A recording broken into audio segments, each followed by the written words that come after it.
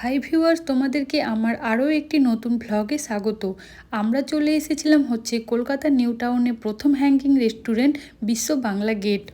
এই বিশ্ব বাংলা গেট হলো কলকাতার অন্যতম একটি ঐতিহ্য।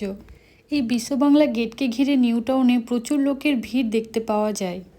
তাই জন্যই আমরাও আজকে এই বিশ্ব বাংলা গেটের ভিউ এনজয় করার জন্য চলে এসেছি।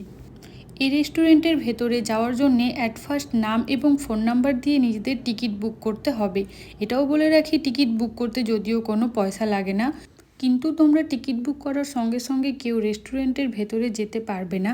প্রায় 1 ঘন্টা থেকে আধা ঘন্টা ওয়েট করতে হবে, যার জন্য রয়েছে একটা ওয়েটিং রুম। তারপর আমরা প্রায় 30 মিনিট ওয়েট করার পর টিকিট কাউন্টার থেকে পাওয়া কুপন দেখিয়ে লিফট করে উপরে চলে আসলাম।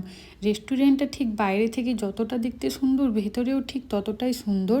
আর এর চারিদিকের দৃশ্যগুলো এত সুন্দর ছিল, আর সবথেকে বেশি সুন্দর লাগছিল এই সূর্যের সিনটা। হ্যাঁ, আর একটা কথা আপনাদের বলে রাখি, আপনারা এখানে শুধুমাত্র ঘোরার জন্য ভেতরে আসতে পারবেন না। এখানে ওপরে আসলে আপনাকে খাবার অর্ডার করতেই হবে। আর হ্যাঁ, এখানে অন্যান্য রেস্টুরেন্ট থেকে খাওয়ার রেটটা যদিও একটুখানি বেশি। আমার ছোট ছেলে দুটোকে বাদ দিয়ে আমরা টোটাল 6 জন এখানে এসেছিলাম। কিন্তু সত্যি কথা বলতে কি, মাটি থেকে 55 মিটার উপরে রেস্টুরেন্টে বসে পুরো কলকাতা দেখতে দেখতে খাওয়ার যে এক্সপিরিয়েন্স, সেটা অসাধারণ ছিল।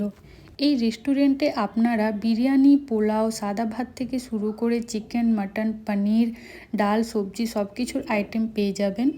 অ্যাট ফার্স্ট আমরা নিয়েছিলাম আমপান্না। এখানকার আমপান্না নাকি খুবই ফেমাস। তারপর আমরা নিয়েছিলাম সাদা ভাত, পনির, মাটন, ডালের তড়কা। এই রেস্টুরেন্টে বসে খাওয়ার যে এক্সপিরিয়েন্স, তাতে খাওয়ার প্রাইসটা পুরোপুরি জাস্টিফাই হয়। এখানকার লাঞ্চ টাইম দুপুর 12টা থেকে 4টা এবং ডিনার টাইম সন্ধে 7টা থেকে 10টা। আপনারা যে কোনো সময় আসতে পারেন। সো আজকে আমার ভিডিওটা এতটাই। আবারও দেখা হবে তোমাদের সঙ্গে নেক্সট ভিডিওতে। আমার এই ভিডিওটার রিভিউ তোমাদের কেমন লাগলো অবশ্যই কমেন্ট বক্সে জানাবে, এবং ভিডিওটা ভালো লাগলে একটা লাইক করে আমার পাশে থেকো। Thank you.